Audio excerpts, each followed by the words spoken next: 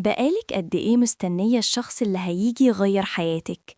الشخص اللي هيفهمك من غير ما تتكلمي ويملى كل الفراغ اللي جواكي. الحقيقة اللي بنهرب منها دايماً إن البطل اللي مستنياه ده هو إنتي. إحنا بنضيع سنين من عمرنا بنشحت قبول من بره، كلمة حلوة من هنا أو نظرة رضا من هناك. بس الحقيقة إن السعادة وظيفة داخلية بحتة. لما تتعلمي تكوني إنتي السكن لنفسك، بتبطلي تكوني رهينة لردود أفعال اللي حواليكي. الاستغناء مش قسوة، الاستغناء هو قمة الامتلاء بالذات. يعني إيه تكوني الشخص اللي بيفرحك؟ يعني طبطبي على نفسك لما تغلطي بدل ما تجلديها، تعرفي إيه اللي بيبسطك فعلاً وتعمليه، وتبني عادات تخليكي فخورة بنفسك وإنتي لوحدك. الأمان الحقيقي بيبدأ لما تبطلي تدوري عليه في عيون الناس وتلاقيه في مرايتك.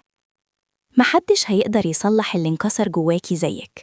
كوني الصديقة اللي كنتي محتاجاها والشخص اللي دايما كنتي بتتمني تقابليه. ابدأي النهاردة وكوني انتي المصدر. أشوفكم الفيديو الجاي.